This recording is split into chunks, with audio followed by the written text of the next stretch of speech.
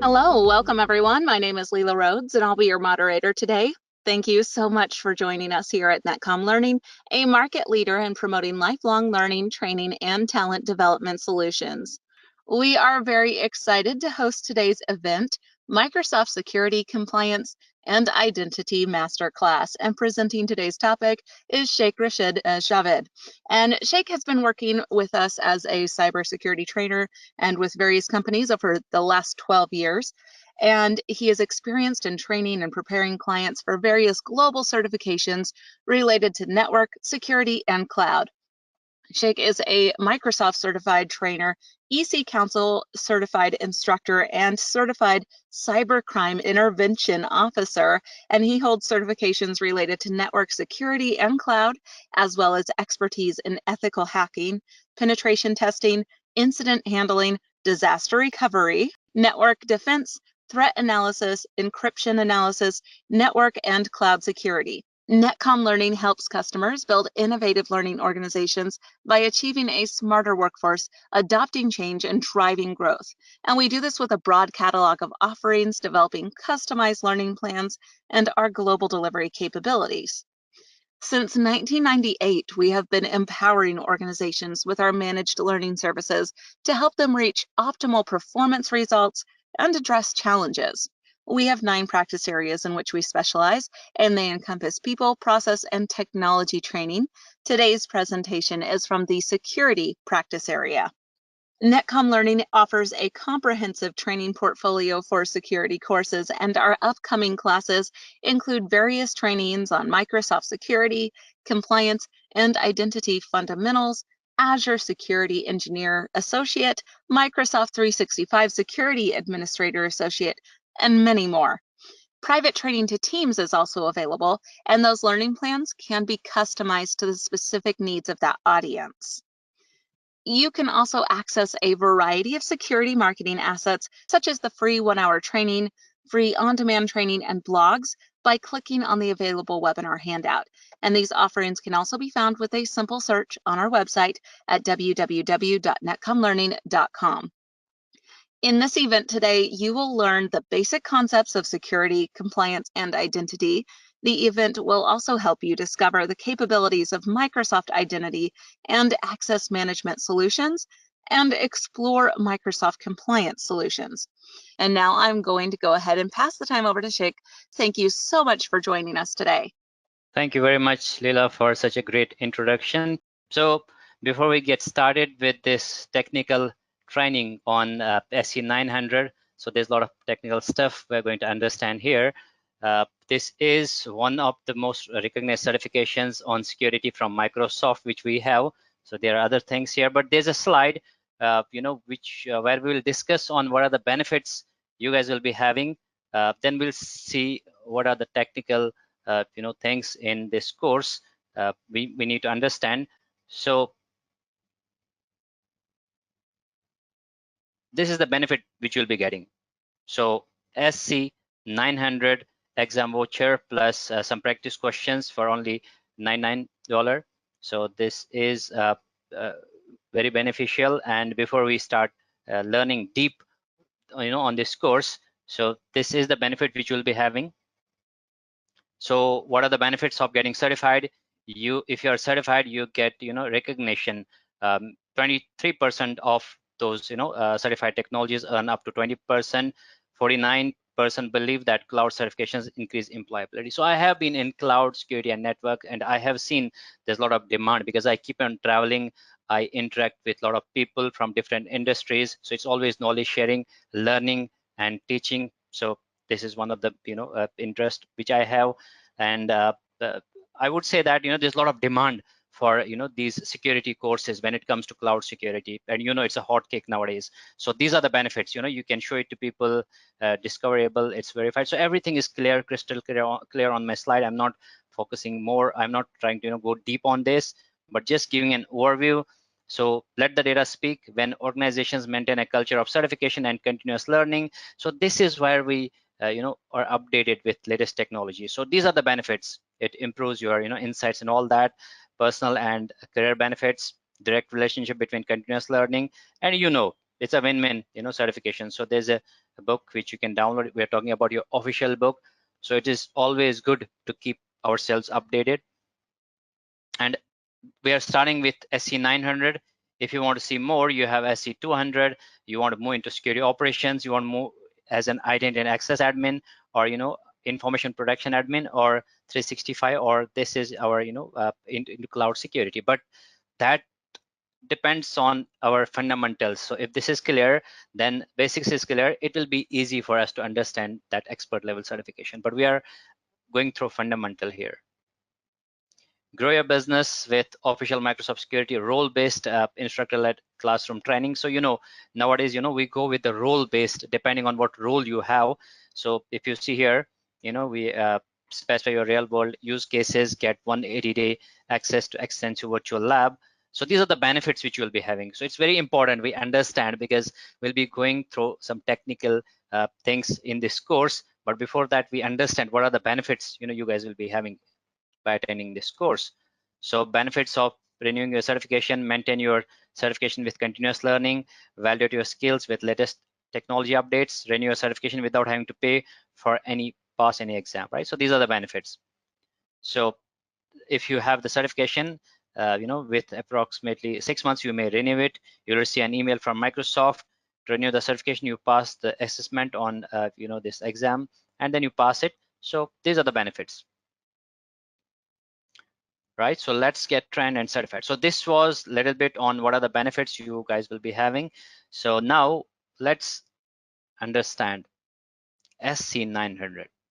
So I'm going to keep my camera off so that we can have maximum visibility, because everyone over here is trying to understand this SC 900 to have an overview. So this is security, compliance, and identity fundamentals course. So if we see recently, not that long, so only few months back, so Microsoft come up with these security courses. They are very important, because what happens now, whatever you'll be doing, whatever courses, there's a lot of craze. You go to Hadoop, you go to big data, you go to blockchain, you go to IoT, you go to anything, whatever you have in mind. But security is very important. So right now we are concerned with cloud security, because if we see, at the top, we have Azure, we have AWS, we have GCP, we have Alibaba. So these are top leaders, top cloud providers, CSP, cloud service providers, right now at the top. But when we see Azure, I have been working with Microsoft Cloud. I am AZ 900 certified, I am AZ 104 certified, I have SC 900, and I am Microsoft certified trainer. So when we talk about Azure, so it is doing pretty good for last 2 or 3 years. If we see the growth, it is doing pretty fine. So there's a lot of growth, there's a lot of market value if you see the growth for last 3 years compared to other providers here. So let's see what we have in this course. So if we see about the course, this course provides you a fundamental level knowledge on security, compliance, and identity concepts, and related cloud-based Microsoft solutions and technologies. So the audience for the course, they want to understand how these Microsoft SCI, right? SCI solutions can span across solution areas to provide a holistic and end-to-end solution. So learners should have the following prerequisite: general knowledge, right? So if you have a little bit understanding on networking, cloud computing concepts, this is something which it will be easy for you guys to understand it. So general IT knowledge, or any general experience working in any IT environment, or general understanding of Microsoft 365. So this is going to be an advantage if you want to go through this training SC 900. So if you have these fundamentals clear, then it should be fine.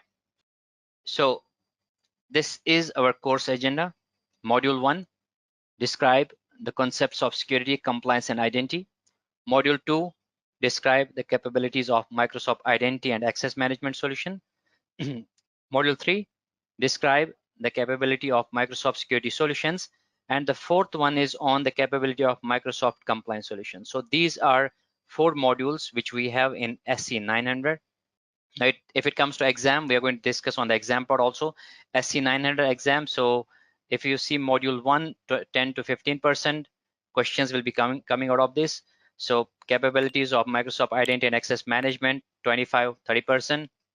Capabilities of Microsoft Security Solutions, 30-35%.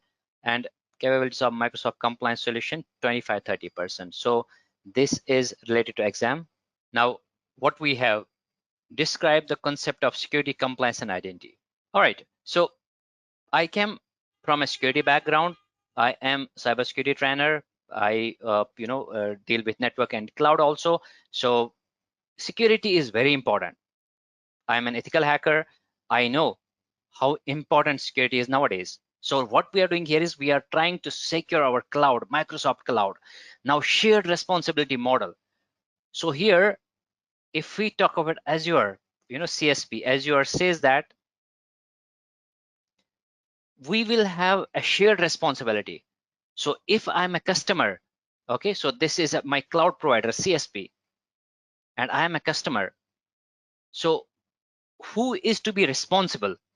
Cloud says, Azure says, I am responsible for the cloud and you are responsible in the cloud. So whatever you store in the cloud, you're responsible for that. And I am going to take care of the hardware updates and everything. Now, there were a lot of reasons why people were not, willing to move to cloud. And one of the main reason was security. You remember, 5 years back, people were not willing to move. So the top reasons I see, one was security, because people were not willing to store their data on cloud. Someone's computer, someone's cloud, you're not, uh, you don't trust that because you have your secure data. After that, we have seen, what kind of standards they maintain, ISO 27000, or maybe, PCI DSS or HIPAA. So if you work for hospital, you know how important HIPAA is. If you work for a bank, you know how important PCI DSS is. So based on that, we start trusting, because it's a matter of trust. You try to open browser and you go to HTTPS, you will be given a certificate by YouTube or any other site. So that certificate is being signed by a certificate authority. So your browser will start trusting. It's a matter of trust. We do online banking. Nowadays I go to Amazon and I do shopping. I fill my credit card details. I easily trust because I have been doing shopping with Amazon. So it's a matter of trust. So that's what is shared responsibility model. So it says that we will be responsible for both. So Azure takes care of the security of the cloud and customers are responsible for security in the cloud. So, okay, so I am responsible of the cloud or for the cloud, and you're responsible in the cloud. So this is our data center where we'll be responsible for everything if you have your on-prem data center. But if you use infrastructure as a service, that means you are going to design your own infrastructure, then your responsibility will be a little bit less compared to your on-prem. So you're going to responsible, you can choose your operating system, network controls, applications, and all that. If you use platform as a service, you can control these things here, and this is going to be controlled by both of you, cloud and you as a customer. In software as a service, you have less responsibility. So this is shared responsibility model, that we both have to be responsible to secure this cloud. Now, defense in depth. This comes from a military principle. So if you have, a military somewhere, they're just, hiding somewhere. They have their, let's see, there's a military camp here, which we have. So what they do, they will have different layers of protection. Let's say, this is a wire. They have a wire. They'll just pass current through this wire. It's live wire. And then they will have some kind of water channel. I'm sorry, I'm bad at drawing this, but I hope it gives you an idea what we are talking about. So there's a water channel here, and then there's a wall made of bricks. So what they do, they protect with different layers. So what we did, we took this defense in depth from military principle. So what we say, if you have a data will be in some application will be in your compute, like your computer, that will be in some network. It will be protected by some perimeter devices, like you have firewall, you have IDS, IPS, and then you have identity and access, who is going to have what identity and what they can do with the identity. Physical security, your gates, locks, and all that. So we need to have multiple layer of security. So we need to make our application strong. So what are the different security which we can have on the application? We need to maintain network secure. We need to maintain, so it is not needed that you have the security at each layer, but try to have multiple layers. So at defense in depth, it's a security in depth refers to cybersecurity approach that use multiple layers for holistic protection. At layered defense helps security organizations reduce vulnerabilities, contain threats, and mitigate risk. So what's the benefit? Now you have multiple layers. Maybe I am a hacker, I know how to break in, as a social engineering, I know how to do it good, but I am not good with breaking some other layer. Or I am giving you enough time, so someone is trying to break in your network, so you are having enough time. That is what is happening nowadays. Earlier we used to have signature based antiviruses. So what happened? Only if you have a signature you detect that. But nowadays you have behavioral based detection based on the behavior, machine learning, artificial intelligence. So it will be easy for you to detect someone based on suspicious behavior. So that's a benefit. So this is defense in depth. Now, if you are a part of security, you know what CIA is. This is very important: confidentiality, integrity, and availability. So here, I make it sure if I have some information, I store that. So first, what I do, I'll take data. Let's assume, all people in this world who are interested to go for SC 900, it's data for me. But those who have registered for this course, this is information for me. So I have your emails, I have your details. Now I need to protect that information in a system which I call information system. It could be my computer, it could be server or anything. And I need to protect this system. I need to prevent attacks. I need to maintain CIA, confidentiality, integrity, availability. And I keep, and that process is known as information security. Information security is to maintain or ensure CIA confidential. I need to make it sure if this is the information, only an authorized user should be able to access it. So moreover, I need to protect unauthorized access. So I create an email for you, I create a password for you, I share that with you, and you are going to use that. I'll make it sure that you are the authorized user. Or I give an access card because you join my company, so that is confidentiality. Making it sure that the right person is accessing right resource, I need to prevent unauthorized access. So I can use encryption, I can create email address password for you. And second is about integrity. So to make it sure there is no unauthorized modification. Unauthorized modification should not be there. So what do? You take some data, you create a hash. So let's assume I get this value here, 12312. I share that data and hash with someone. He calculates the hash, which should match with my hash to make it sure there's no modification. So you can use hashing, in cloud also. Availability, to make it sure that this is available to the right users at the right time, 24/7, or you can say it is available to right users at the right time. So you protect the system from attacks, you provide high bandwidth, you provide extra uh, service redundancy and all that. This is high availability. Apart from that, you have non-repudiation, so there's no denying, and authenticity, where making it sure that it is genuine. So if you say you are being trained by NetCom, so there is a website from NetCom or you get a certificate from NetCom, that is your authenticity. So these are very important. CIA tried: confidentiality, integrity, availability. Now zero trust model.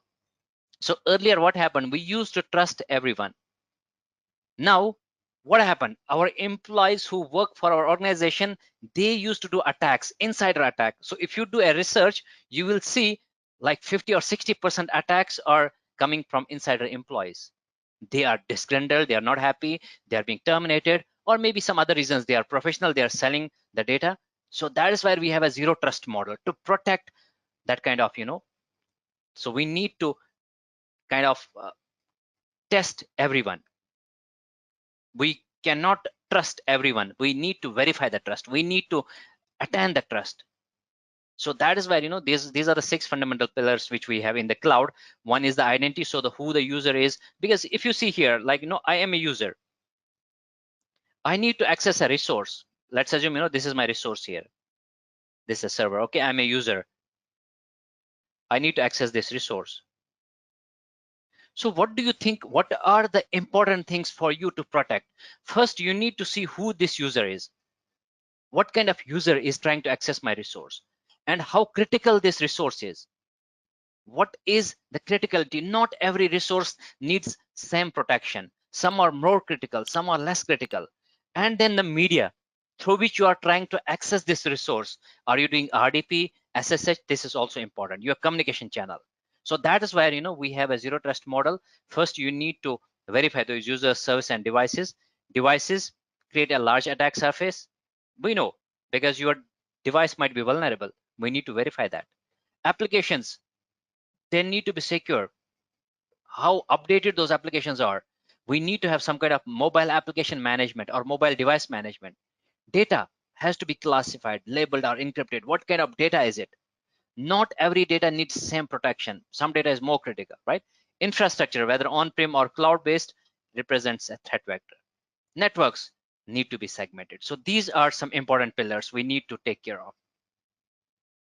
That is what we have in zero trust model. Trust no one, verify everything. Verify explicitly, least privilege, because if someone says that I work as a head of the organization, so please reset password for me. So Mr.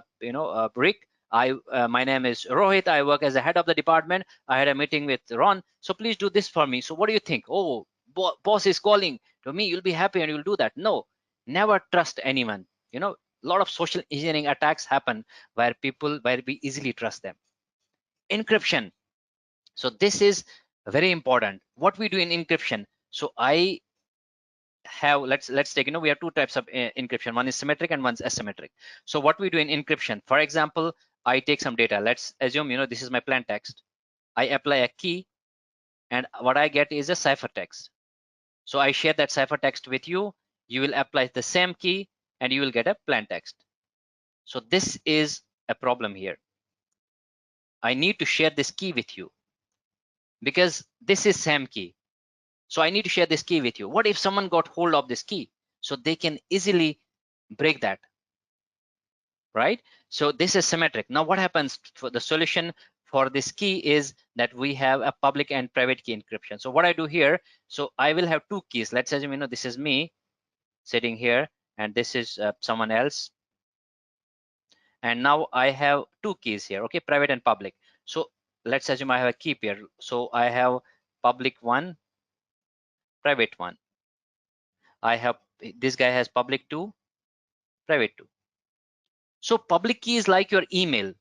You can share that with anyone, but private key is like your password. Don't share your private key. It is very sensitive, like your password. You never share that with anyone. Now, if I'm asking you, if you say, okay, Sheikh, send me something. Okay, so what I will do is I will say, okay, give me a public key. So I will take plain text. I will apply your public key. Okay, I will create a ciphertext. I will send the ciphertext to you. What you will do? You will apply. So I have taken your private, I have taken your public key. So you can apply your private key and you will get the ciphertext. So what is the idea? What is the logic we have here? So the logic here is that your public key and your private key, there's a relationship between them. So if I use your public key to encrypt, you can use your private key to decrypt. So that's the logic. Now we don't need to share a key. So if someone gets this ciphertext, he will not be able to break it because he needs your private key. So you have to keep it secure. So this is asymmetric. But what's the benefit? Symmetric encryption is very fast, but sharing key is a problem. So here sharing is okay, but it is slow. So that's why we use both the algorithms when it comes to HTTPS or some other protocols. We use digital envelope. So in digital envelope we use both algorithms. So one this we use to share the key, and this we use for encryption. So we achieve both the benefits of sharing the key and fast. This is digital envelope, right? So you need to make it sure the data at rest, data in transit, and data in use is all encrypted. Data at rest, which is in your computer, you use BitLocker or maybe VeraCrypt. Data in transit, you use HTTPS, SSL, TLS, you use PGP or pretty good privacy or SMIME, all those protocols. Data in use, even you have data encryption prevention in case of Windows system. So that makes it sure if there's something malicious in your system, it will not allow it to run. This is encryption. Hashing is also very important. So what we do in the hash, we take some original text, we apply an algorithm, and we get a fixed number here, fixed digit. So hash output is always fixed digit. Why is it fixed? So attackers will not be able to break it. Otherwise, attackers can easily break it if it's not fixed. So hashing algorithms, we have MD5 earlier, MD3, MD4. We don't use it because it has a collision problem. So two same text giving the two different. So hashing means that you have two kinds of input, but two different input, they give the same output. So that is a hashing problem. So that's a collision problem. So MD5 has a collision problem. Two different input give the same output. But we are using SHA. That's a secure algorithm. So to convert the original text to unique fixed length hash value. Compliance concepts. So these are related to compliance. Data residency. Regulations govern the physical location where data can be stored and how and when it can be transferred, processed, or accessed internationally. So sometimes if you follow GDPR, so you have a data compliance, you don't want your data to come out of a particular region. That is where Microsoft has made those regions available for you. So you have those geographies. Inside the geography you have regions. In the region you have availability zone. In the availability zone you have update domains, fault domains, to make it sure that you can keep your copy of your data wherever you like to. Data sovereignty. So this particularly personal data is subject to the laws and regulations of the country where it's physically collected, held, or so you can achieve that with Azure. Privacy. Provide notes and being transparent about the collection, processing, use, and sharing of personal data. So this is very important because what happens? So we are collecting your data. Okay, we have everyone's email address, so we need everyone's consent. So tomorrow if I need to send a promotion, I need your consent. So that's very important, otherwise I can misuse your email. So that's data privacy. So Microsoft is very transparent. You can just search online how they collect that data, for what purpose. If they need it for some other purpose, they will ask for the consent. Authentication. So authentication is, if I create an email address and password for you, I need to validate that person is who they say they are, right? So authentication grants access. So if I am Sheikh, I'm trying to use my email address and password. So how can you say it is Sheikh? Because I am typing my username and password. So system is going to say, yes, this is Sheikh, because no one has this password, only Sheikh has it. Yes, it is Sheikh. Or it will ask me some question. Sheikh, what is your favorite color? I'll say yellow. Yeah, great. Yes, you are Sheikh. And then authorization, what I am authorized to do. So first I need to get authenticated, and then what level of access I have. So both are very important, and this is handled by our Azure Active Directory. So it is an identity management service, it is a directory service. So it maintains authentication and authorization, and there's also accounting, keeping track of user action. But authentication is making it sure that we validate your identity, and authorization is what you are authorized to do. Now identity is very important. So if we see traditionally, you have an organization where there is an admin, he has a password. So there are 5 admins and we share password to everyone. So tomorrow if there's a problem, what we do? We blame. Okay, it was Rick, it was Rocky, it was this, it was that, because we don't have an idea who was logging to the system at that time, because 5 guys having same password. It's like, you have a key which is shared by a lot of people. So tomorrow if they access some classroom or something, and you don't know who to be accountable for. So that's why it says identity is a primary security parameter. So identity has become a new security parameter that enable the organization to secure the asset. So who you are and what you are supposed to do is very important. And identity is how someone or something can be verified or authenticated. It could be a user, it could be application, it could be device, or it could be others. So 4 pillars: administration. So you manage those identities, you create those identities, and then you authenticate that, make it sure that the user says who he is and what he's authorized to do. And auditing, keeping log, because tomorrow if you do auditing, you need to make it sure that this is the user, he was able to access this machine at that time. So you need to have log for that. This is important. Identity could be any of these. So identity is the primary security parameter. Modern authentication. Now just remember our Kerberos protocol, or NTLM or LM. So those are our traditional protocols. But what about the modern authentication? We have Samuel, we have all those open auth and all. So what is the importance of identity provider? So at that time when you try to, let's assume you are trying to access an application. So what happens? You are going to send your username and password to this application. It is going to verify, yes, it is Sheikh. Yes, you're allowed. But now what do you have? So you have a different identity provider. Let's assume, we have Microsoft Azure. So what I'm going to do, I'm going to send my username and password to my identity provider. In this case, let's assume it is Microsoft Azure, Active Directory. So this identity provider is going to give me a token. It will verify, oh, this is Sheikh. Okay, Sheikh, I'll give you a token. Please use this token. Now there's a trust between this application and Microsoft Active Directory. So it's going to verify, yes, this is a token. Sheikh is using the token. Yes, it is valid. So this is where, identity provider is very important. Why? So I try to log into a third-party site, and that third-party site is going to trust Facebook, Google, and all that. So federation, it will say me, Sheikh, you already tried to log into Facebook. You already have an account. Why to create other account? Just log in with the same credentials, because third-party identity provider and Facebook identity provider, they trust. It could be one way, two way. It doesn't mean that, if the third party is going to trust Facebook, Facebook also trusts third party. But identity provider is very important. So modern authentication is the umbrella term for authentication and authorization between a client and server. So at the center of the authentication is the role of identity provider. It does everything: authentication, authorization, auditing. Now it takes the burden. Identity provider will take burden of everything. It enables the organization to establish authentication and authorization policies. So what is the benefit now? Now you have an identity provider. So earlier it was easy for me to attack the application to kind of get those user details. Now it is secure. Now it is very difficult for me to do attack, because if you do banking, HTTPS, you easily trust, it is secure. Someone is going to break it, but it is going to take a lot of time. So it is not impossible, but it is difficult. In security, you cannot say impossible. So I had a discussion with someone yesterday. So they were saying that we will give you 100% guarantee. We'll give you 100% guarantee that we are going to secure your data. And I said that there's nothing 100% guarantee. You give it, but in security, no one will give you 100% guarantee. You only increase the difficulty level. So if I say my system is strong, I will say it is stronger than you. I will not say it's impossible, because attackers nowadays, a lot of attacks happening to a lot of secure services. So you already only increase the difficulty level. So if you say my password is secure, you can say it will take, Sheikh, it's going to take maybe 100 days for you to break it. What if I'm using some other technique? It depends what technique I'll be using, right?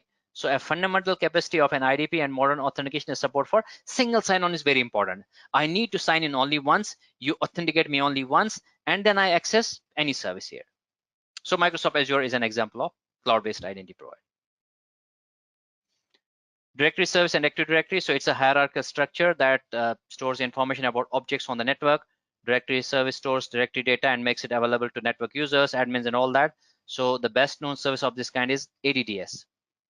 So a Active Directory domain service is a central component organization with on-prem IT infrastructure. It is the evolution of identity and access management, providing organizations as identity as a service. So what happens? Azure Active Directory has a lot of benefits. It supports modern authentication.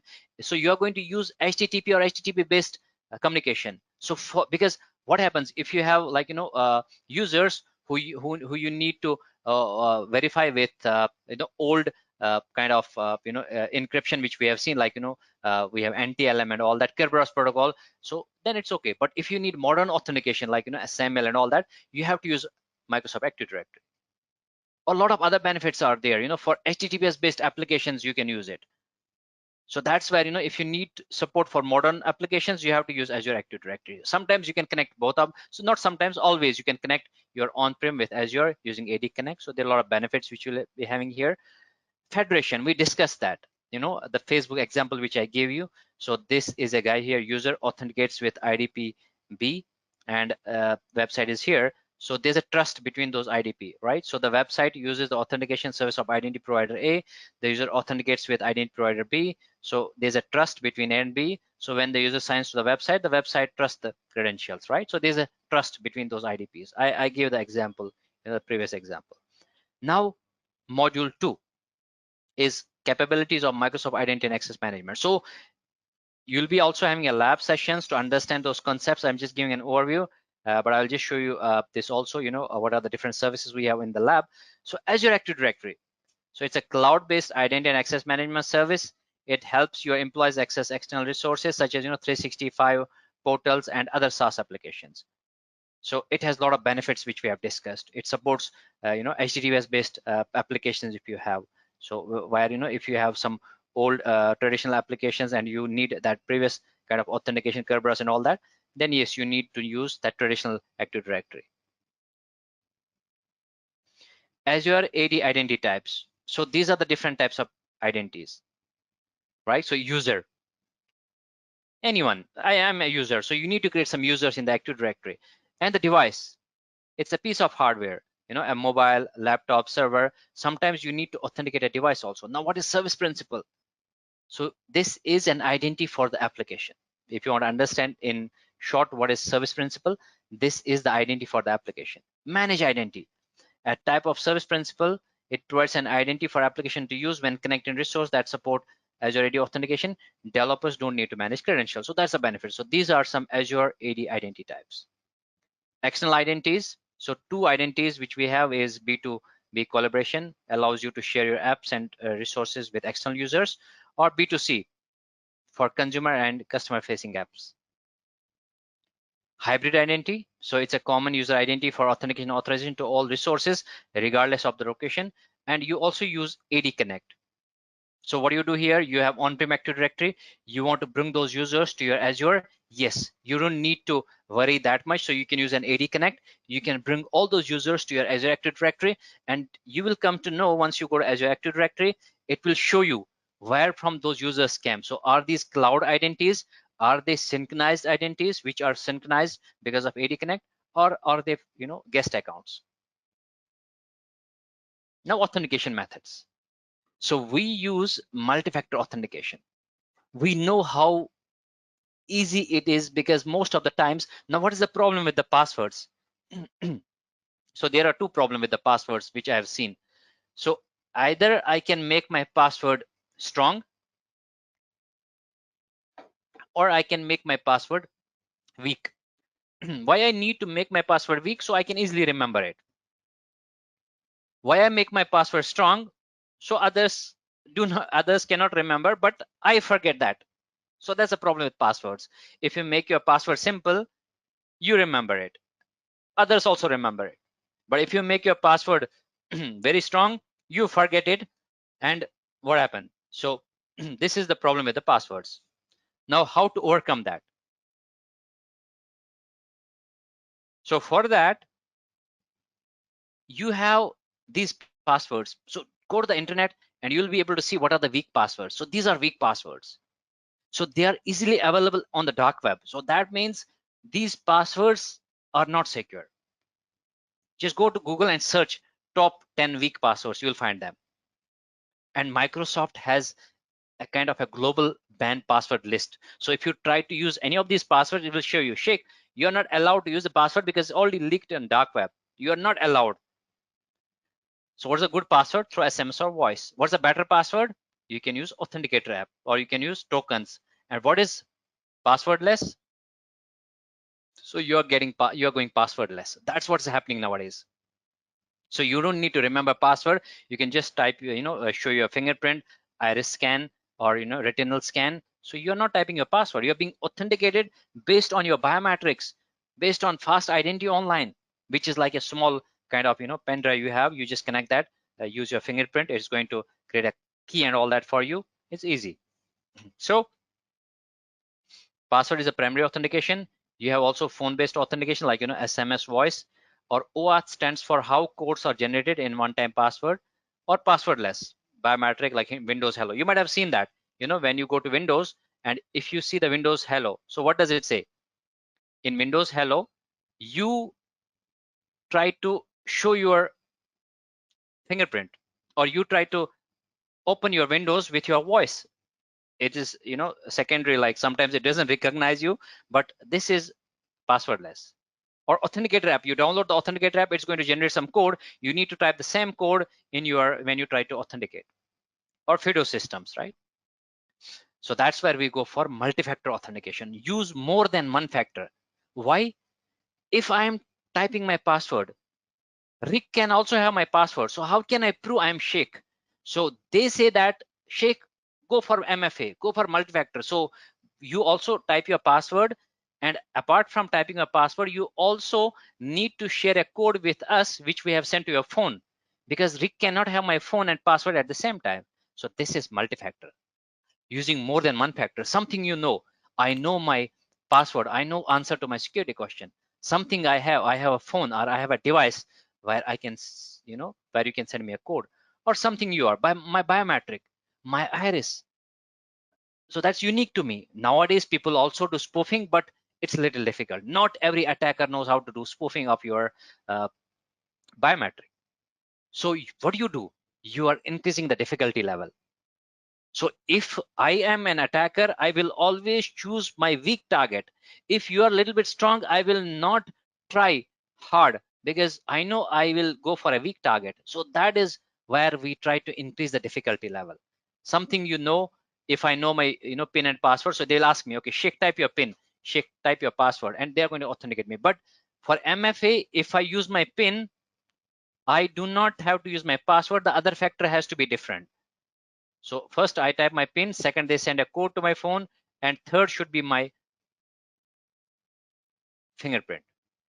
So factors has to be different. If you use same factor, it's not multi-factor. Factor has to be different. There's also something which is security default. So security default is for those organizations who are new in security. Microsoft says that we will give you something default. So if you don't know much about the security, but to get started, please follow these recommendations. A great option for organizations that want to increase their security posture but don't know where to start. So that's what happens, if you start from security, you might have seen, you follow a lot of documentation from NIST, ISO 27000, and all that, which is available free. So security default is some recommendation from Microsoft that you don't know anything on the security, don't worry, just use this default to get started. And we also have a very nice feature for Azure Active Directory, that is self-service password reset. So what happened, like, you needed to reset the password. So I am an admin, so everyone starts calling, Sheikh, can you reset password for me? Sheikh, can you reset password for me? I'm getting a lot of calls, and the most difficult part is how to share that password with you guys, because if there's a password leak, it could be your fault, but you will say, oh, Sheikh, you don't know how to share that password securely, it's your fault. I'll say, no, Rick, it's your fault. So there's a blame. Now what I do, Rick, you'll say, Sheikh, I know how to reset my password. So what I'll do is I will only ask you a security question. Or I can ask you, you have to prove yourself that you are Rick. That's it. You reset your password the way you want it, but you prove that you're Rick. That's it. And you belong to my organization. So admins can change settings. So to accommodate new security requirement, I as an admin can set up, what security method. Can I set up phone? Can I set up a security question? So I can decide that. So it saves the organization money by reducing the number of calls and requests to a help desk. It increases productivity, allowing the user to return to work faster, right? So these are the benefits. Password protection and management capability. So I was talking about this global banned password list. So Microsoft has a globally banned password list, or they also create custom banned password list. Now what they do, they always update that. So if I am trying to use a password which is weak, they will try to verify, is it being sold on dark web? So if this password is being sold on dark web, they'll ask me, Sheikh, you are not allowed to use the password because it's weak password. Now it gives a lot of headache to me, because I was okay because I have been using the same password for all my sites, and this is the big mistake which I have been doing, because if someone breaks one password, he goes and breaks all my account, because I am using same password. And it happens not with me. I know how important password is, but still I do the same mistake, or anyone else. Most of us, we use the same password because we can't be remembering all those passwords, everything. So that's where they will ask you, Sheikh, you are not supposed to use PA $W0RD. So is this secure password? Is this strong password? As per the rules, this is strong password. Why? Because it has one uppercase, one lowercase, special characters, one number. This is kind of difficult password because it meets all that criteria. But is it strong? No, because it's easily guessable. So the password has to be strong. It should also not be easily guessable. spray attack. So what happens in the spray attack? So I got some common passwords and I just try to enter in your organization. I got some employees and I am going to use that password file by using that, there are a lot of techniques to break in passwords, like I can use hash injections, I can use those word files and all that, word list, which I can say word lists. So I can use hash injection, I can use rainbow tables which has hash and all that. So a lot of techniques are there. I can use brute force, which is where it takes a lot of time, but it is going to break it. Like you can use Canada Bill, you can use pwdump7, you can use what else, a lot of tools are available, OPS crack, you can use Medusa, HTK Hydra. It is easy to break someone's password. You just see one video on YouTube, you're good to go. So that is where you need to make it sure that you're using a strong password. It should not be a weak or easily guessable password. So try to check some dictionaries. You can find some dictionaries in your you can find some dictionaries on your internet, and try to find those dictionaries on the internet and try to see if you can get to some if you want find what are the easily guessable passwords. So you need to make it sure that your password is not among that. Hybrid security. For hybrid security, admins can integrate Azure AD password protection with on-prem Active Directory environment. So this is very important. So admins can integrate your password protection with an on-prem, so it's going to secure those passwords also. So that's the benefit of hybrid security. Conditional access. Now I am going to give an access based on condition. So you have to be Rick, you should be trying to log in from United States, and you should be trying to log in at this time, and you should be logging from Android device, and your device should have this operating system. So that's conditional access. I'm going to give you access based on a lot of attributes. So analyze signals, user, which location, which device, which application, risk, right? So if you're using Tor browser, I'll say, oh, Rick, you're not allowed because Tor browser is something I don't trust, because you're being anonymous. You're using proxy, I don't trust, because with proxy you can easily change your identity, right? So this is very important here, like conditional access. So access controls are going to block access or grant access or require one or more conditions. So I will ask you, okay, Rick, I will give you access, but you have to use MFA, control user blade on session controls to enable limited experience, right? So these are some of the things which you can do with conditional access. Like, it could be the device, it could be user and the location, applications, and then I can allow or block. I can ask you to do MFA, or I can block access to absent data. So that's conditional access. It is stopping, a lot of those attacks. Now roles. So this is something which we call role-based access control. Now earlier what happened, like, there's a guy who is going to come in your network, he is going to fix your access point. So he says, okay, my name is maybe Sam, and I came to your organization to fix your Wi-Fi. So please create a username and password for me. So what we used to do, we used to give him admin. Okay, I have already some username and password, please use it, because you said your name is Sam, so I easily trust you. But that is where people can misuse, because I am giving him more than what he needs. I am violating the principle of least privilege. So this is where Azure has some rules. So it says, Sheikh, if you want Sam to manage your bill, just make him billing admin. You don't want him to be the global admin, otherwise he can misuse his power. Just make him billing admin. So there are some built-in roles. You can also create your own roles.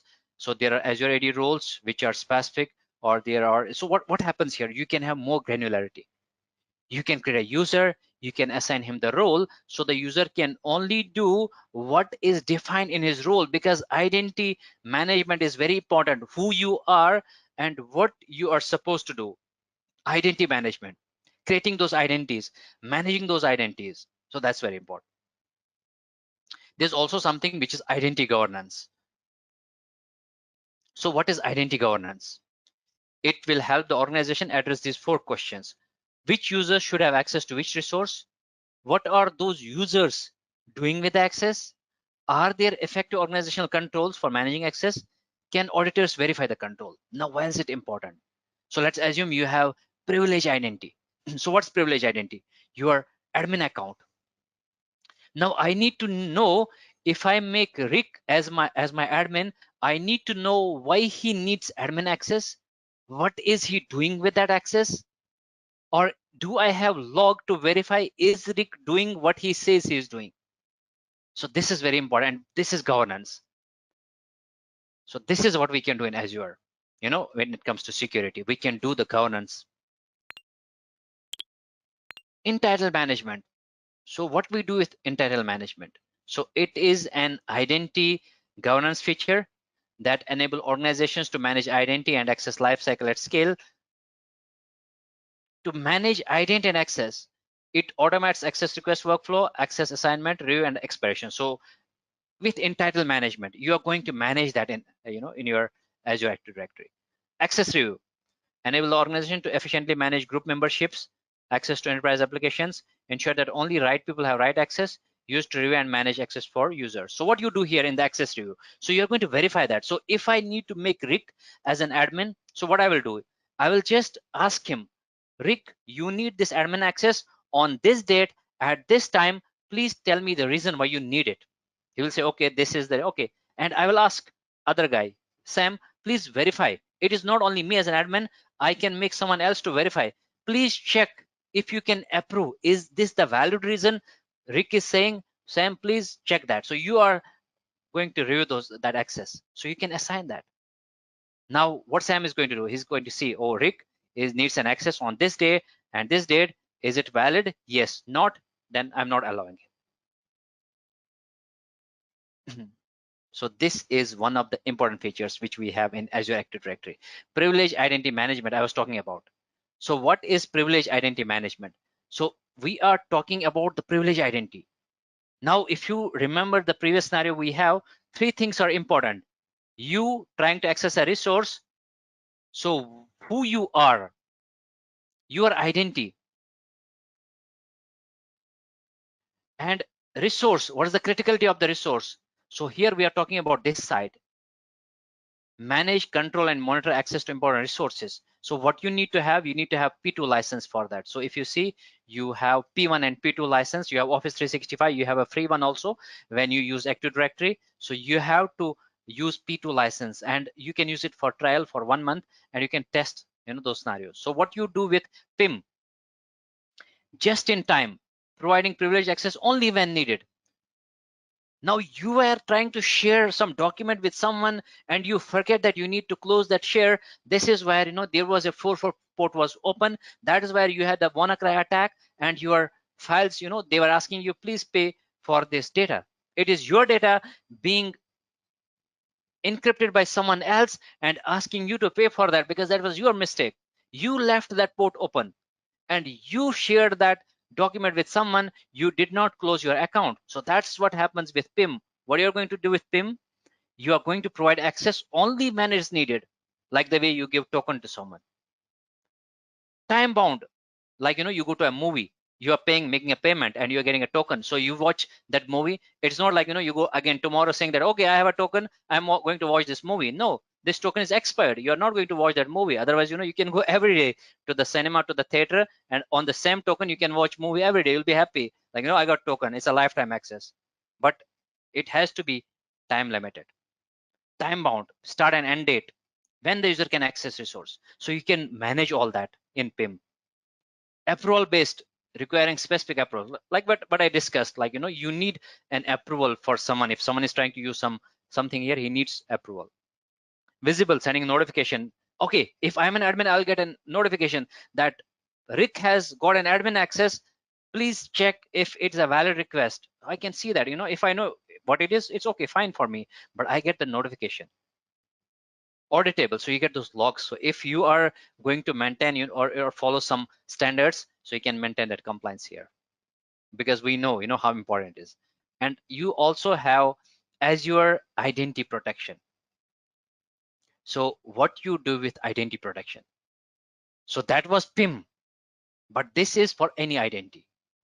Automate the detection and remediation of identity based risk, investigate risk using the data in the portal, and export risk data to third party. So what is risk based identity? What's identity based risk? So maybe I try to log in from a location which is not authorized. I work for a US company. My authorized location is only US, New York and all, but I am trying to log in from Dubai. And after 1 second, I'm trying to log in from India. They'll say, oh, how is it possible for Sheikh to move from Dubai to India in 1 second? Which is impossible. So that shows something risky. That Sheikh is using proxy, Sheikh is using Tor. So it'll ask me like, it will just suspect something is risk. And it will ask me, Sheikh, please use MFA, prove yourself, because we feel something is suspected, or admin is going to block me, or admin is going to verify me. So that is our identity protection, right? So these are two modules. Now let's see what we have in module 3 and 4. Describe the capabilities of Microsoft security solution. So let's see what are the important services which we have. You already, if you work on Azure cloud, you might have already seen a lot of these services, but what are the important services which we have on Azure cloud? Let's see that. First is your DDoS protection. Now DDoS attacks, I was delivering a training somewhere, long back, and one of the person in the training said that, Sheikh, this is an old attack. Why are you teaching, or why are you, talking about this attack? It's an old attack. I said him, okay, can you just browse, go to internet and see about the latest DDoS attack? So it was just few days back when IoT attack happened, where there were a lot of thousands of millions of devices were attacked. So this is the problem, that we think that this is the old technique and we don't need to bother, but attackers are nowadays repeating those old techniques. To do DDoS attack is very simple. You go to internet, you use hping3, you use Loris, you use Rudy, are you dead at? You use HOIC, LOIC. Tools are available on internet. You go to YouTube and see how to do DDoS attack. You just need an hp3 command, just hping3 hyphen flood. That's it. So if I go to hping3 and I define my target, and I just need to give hyphen flood, that's it. So it is not that difficult. It is very easy. What you need to do, you just need to go to the internet and search for, how to do that attack. So tools are already available for you, whether it is, we discussed that, are you dead at Loris, HOIC, LOIC. So all these tools are available. So you do hyphen flood and you define your target. Very simple. Now, are you going to break down that website? Depends on how many tools you'll be using at a time. But yes, it is going to make that site slow. Doesn't mean that you're going to crash, because earlier, when you do an attack, you can do simple ping of death attack where you increase the size of packet, but nowadays it doesn't work. But at least you can bring that site a little bit slow. So site will be slow. Now, how Azure protects that? So Azure DDoS protection analyzes the traffic and discards anything that looks like a DDoS attack. So you might have seen recently, like few months back, there was an attack on GitHub. So what they did, they just sent the traffic to other sites, and it was, I think, sent to some cloud provider. Now, what's the benefit these guys have? If we talk about AWS, Azure and all, so they have regions. So what they do, they will send that traffic to those regions, and then they will try to investigate. And after that, they can just block the source. They can do rate limiting. There are a lot of things you can do, but you have this service which you can use. You just need to start the service and you start using it. So it goes to the backbone, right? It's going to protect your infrastructure from that DDoS attack. Very nice service. Because what's the benefit of these services? Now, if you remember, you might have seen in your network, you have a device which is going to protect your network from such an attack. You have anti-DDoS solution. But Azure also gives you a service which is going to protect from any kind of a DDoS or DOS attack. So DOS is where there's a single attacker. In DDoS, you have multiple attackers, or you are using what to say, a lot of those botnet, okay, creating those zombies. It's very easy to do this attack nowadays. Firewall. So what does firewall do? We have already seen this is one of the basic component when it comes to security. Firewall, what it does, it is going to allow or block based on the source IP, destination IP, source port, destination port, and the protocol. If it's a layer 4 or if it's a layer 7, it's going to check other things. So Azure firewall protects your network from attack. It's going to see where from this traffic is coming. So this is your hub. So this is hub and spoke. These are your spokes. So this is one of the best design you can have in Azure, hub and spoke. So these are your VNets. This is also a VNet, but this is hub where you keep all those important services. You also have a web application firewall. Now this is a firewall which is particularly designed for web applications. Now remember about OWASP top 10. So what we do with web application firewall, we are going to protect our site from cross-site scripting or XSS. That's cross-site scripting, then cross-site request forgery or SQL injections or any other attacks. But these are the common attacks which happen on your site. So you're going to protect your website. So it provides centralized protection of your web application from common exploits and vulnerabilities.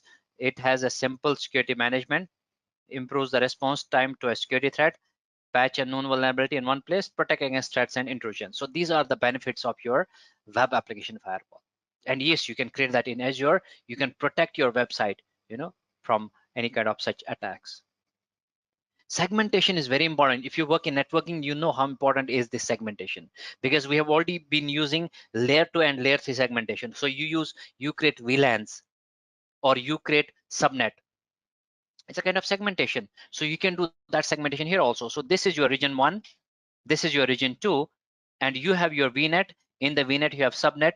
Now do you want to, so by default subnet, they can communicate. If they are in the same region, they can communicate. But if you have two different VNets and you want to connect them, you can decide. So you can set up a peering connection. So the traffic goes through the Azure backbone. So there's a local pairing, there's a global pairing. So local pairing is in the same region, or if you're connecting two different regions, you go for global pairing.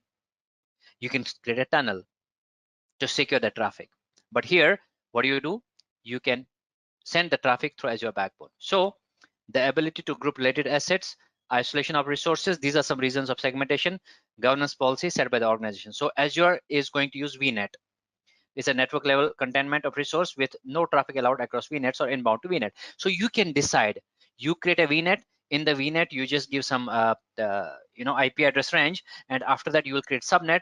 So inside the subnet you have the resource, so they'll be able to communicate in same VNet. But if you are trying to communicate between two VNets, you can decide, you have to create that channel between them.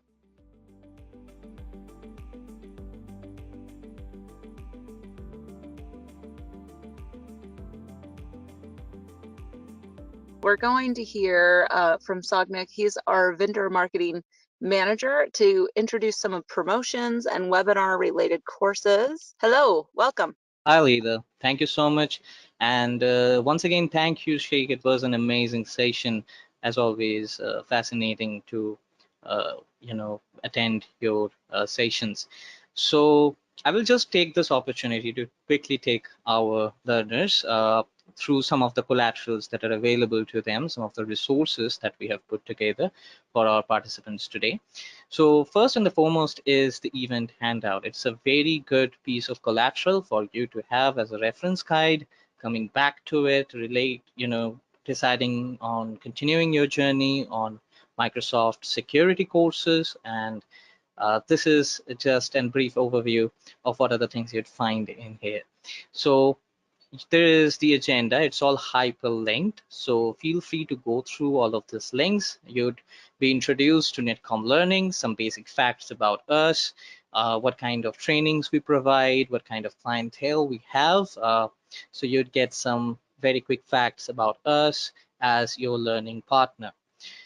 It goes without saying, we have been in this industry for over 23 years now, serving North American training requirements for both IT as well as business solutions. We are an authorized training partner with all the industry leaders, of course, starting with Microsoft, AWS, Cisco, CompTIA, Project Management Institute, Axelos, you name it, we have an official authorization with that. What that means is you always receive the highest quality of learning directly sourced from the vendor itself. So in this case, all the content that you were party to in today's session has been sourced directly from Microsoft. So it's all official Microsoft courseware that we use, delivered by our Microsoft certified trainers as well. So you can rest assured that the learning experience is going to be top notch. As part of this handout, you'd find this slide, which provides you the access link to these today's session's recording. So feel free to, if you want to rebrush uh, uh, your learnings from today's session, you want to revise, feel free to go through the recording of today's session. As part of the overall offering, all the participants in today's session have gotten access to our NetCom 365 learning portal. Feel free to activate your portals. It's also within this portal that you would get access to your Microsoft official courseware on the SC900 course that was just delivered by Sheikh with us today. So feel free to go through this, activate your portals, look around, and you'd find your promised Microsoft official courseware, the entire booklet here inside this portal. Some of the latest offers on the official Microsoft training and certifications. We have a Microsoft skilling program in place, particularly targeted towards our enterprise learners. So if you are an organization with a team of more than 5 people, 5 learners to train and upskill, this is your end-to-end solution, one-stop solution for all the Microsoft-related skilling requirements. As the name suggests, it covers the entire official portfolio of Microsoft, starting with Azure, Security, Microsoft 365, Dynamics 365, and Power Platform. One of the key benefits that enterprises experience as part of this program is you get massive enterprise discounts on your learning plan development and deployment. So our team of experts and learning advisors can get on a free of cost counseling session with you, understand your requirements, and based on your specific objectives and your team's learning requirements, we would work closely with you and create a comprehensive Microsoft skilling plan.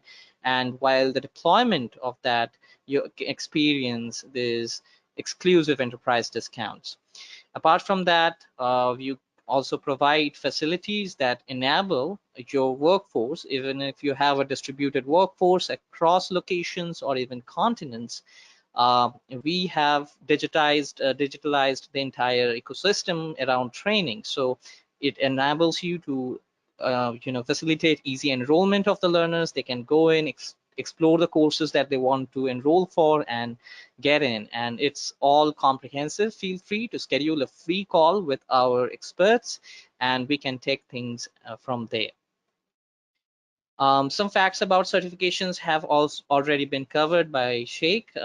So feel free to go through this collateral. It's an official Microsoft ebook called the win-win of certification. As the title suggests, what Microsoft has done, they have collated a lot of facts and figures about proof of evidence from the industry, from actual professionals who have taken certifications, and what are the benefits that they have experienced both from an employee as well as an employer perspective. So if you want to get more understanding on whether certifications are the next step for you or not, whether it's something that you would be interested in, feel free to go through this collateral. NetCom Plus is an individual learner subscription. It's mostly focused towards individual learners, and it provides you unlimited access to our training portfolio for an individual learner to facilitate continuous learning. So the subscription includes over 350 official authorized training classes, including 60 official Microsoft courses, at a cost of $2,999 per learner per year. So for 12 months, you get entire access to the entire portfolio of 350 plus courses that have been handpicked for your convenience. And if you have a team, if you are an enterprise and have a team of learners, you can always opt for enterprise pricing. Feel free to contact us to get more details on that.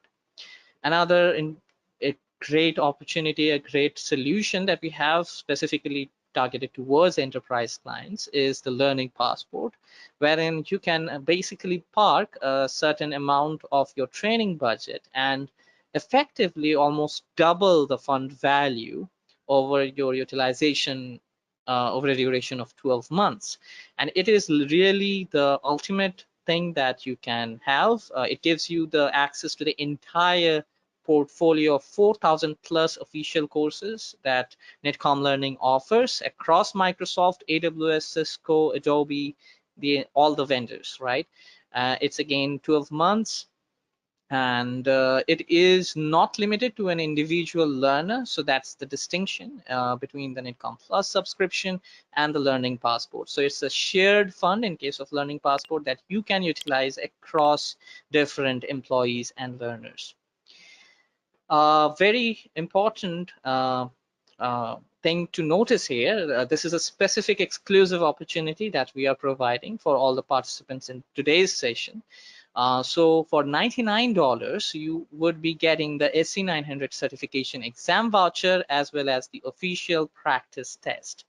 The Microsoft official courseware is already part of today's session, which is available to you free of cost. But if you really want to derive that value and get that official validation from Microsoft and add that credibility to your profile and leverage that, feel free to explore this opportunity. It's a great asset in the long term. And as Sheikh must have mentioned, that the fundamental certifications that do not expire. So it's a really good investment towards your profile and credibility. So feel free to explore this if you want to take this advantage. The direct link has been provided in your handout as well.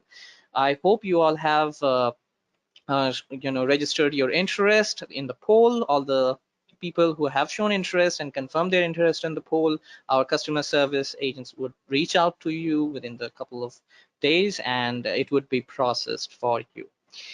Last but not least, we do have a security bundle offer going on till the June 30th of 2022, available across the entire Microsoft training portfolio. That is SC900, SC200, 300, 400, AZ500, and MS500. I will just quickly take you to our website. So if you visit our website at www.netcomlearning.com, you'd find it under here. If you just open the mega navigation bar, you'd find the free exam and practice test with Microsoft Security courses, direct link here. Or you can alternatively go to the promotion section and you would also find the link at the very top. When you go to this page, all those packages have been listed here. Feel free to go through this and you'd see the bundle pricing along with the regular pricing, so you understand the value that you're getting. It's a bundle, it cannot be separated. So it's an entire package which includes the official virtual instructor-led training course along with the certification exam voucher and the practice test. So that's about it. Feel free to explore our website and go through all their offerings. And please feel free to get in touch with us in case you want to discuss your learning needs and get some specific advice on how we can support you in your Microsoft learning journey. Thank you, everyone. Back to you, Leela. Thank you. And before you go, we do have a couple of questions in our queue that are applicable to you. Sure. We have some participants that want to know, was there a certificate today, if it was free or not, and how they would go about claiming that? You would get a certificate of participation on your NetCom 365 portal. So that is just a proof of participation for this masterclass. The certification exam vouchers that we have talked about, that's for getting Microsoft certified. So feel free to go through the NetCom 365 portal and you would find the participation or completion certificate there as a proof of validation that you have participated in this masterclass. Thank you. And there was a comment, a couple people I think were having troubles opening some of the handouts. Will those be received in the email with the playback from today's webinar? Right. They would get the link to the handout as part of the follow-up email that would go from GoToWebinar. So please keep a lookout for that. But in case someone is having trouble, you would definitely get the links as part of the follow-up emails. Yeah, that's the thing. And I know that's typically within 24 hours, but as we're coming up on the end of a work week, will that still be within Please 24 expect hours? it by Monday. Definitely, if you're not receiving the collaterals and the links by Monday, feel free to reach out to us and we'll make sure that you get your copy. Awesome. Thank you so much for sharing that. Okay, we will go ahead and jump right into our other questions. Sheikh, are you with us? Yes, yes. Okay, awesome. Okay, our first question, is the Active Directory within Azure also called Active Directory? That is our Azure Active Directory. So we have a traditional Active Directory, but in Azure, we call it Azure Active Directory. Okay.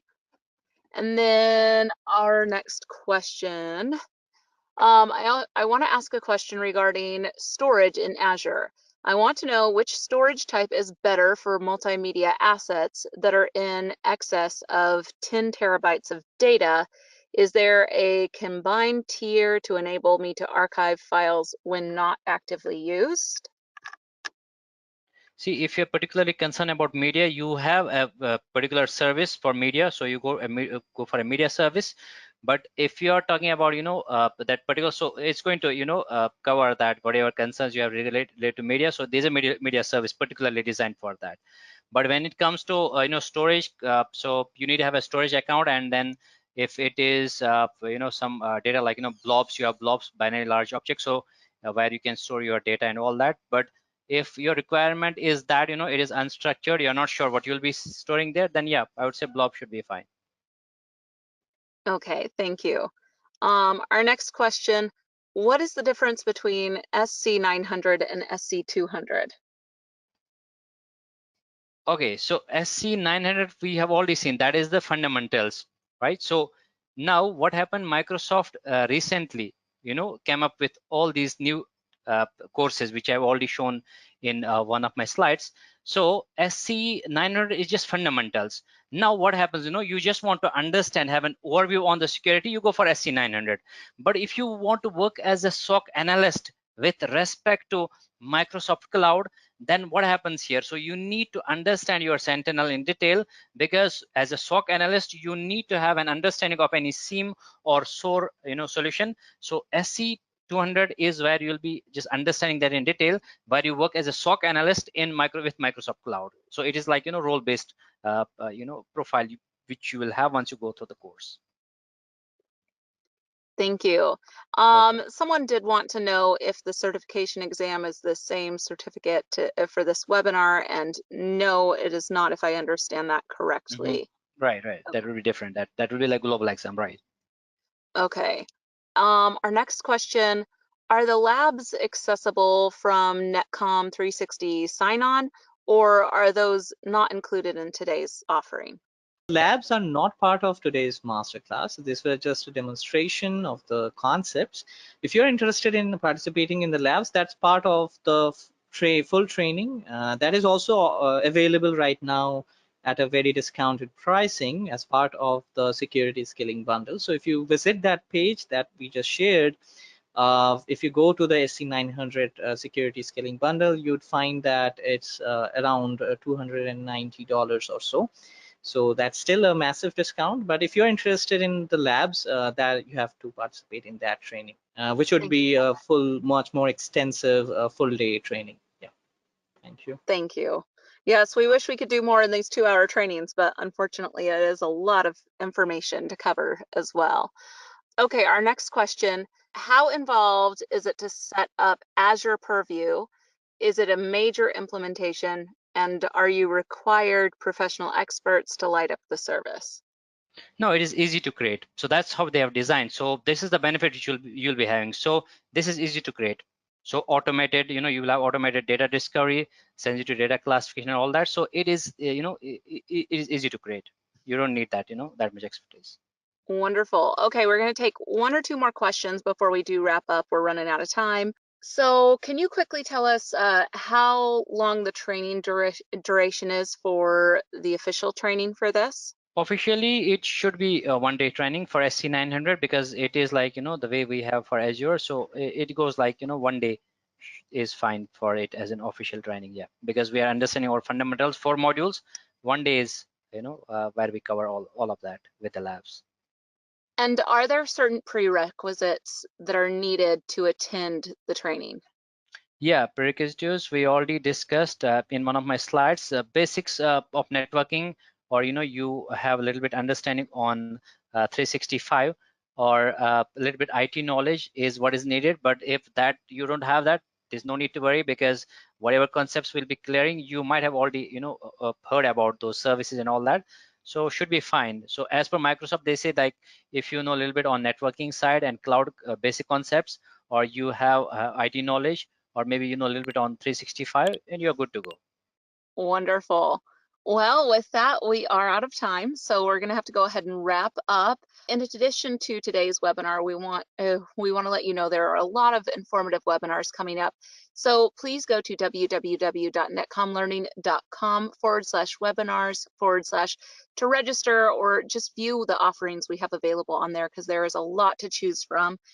We want to thank you all for joining us today. If you do come up with any additional questions, please feel free to send them to us at webinar@netcomlearning.com at any time. We hope you all found today's webinar to be informative, and we look forward to seeing you back here with us very soon. Also, feel free to tell your friends and colleagues about our webinars and other courses. Thank you so much, Sheikh, for joining us, and Sagnik for answering questions as well. We Thank appreciate you. having you, and have a wonderful day. Thank you, Thank you. everyone. Have a good day. Thank you. Thanks.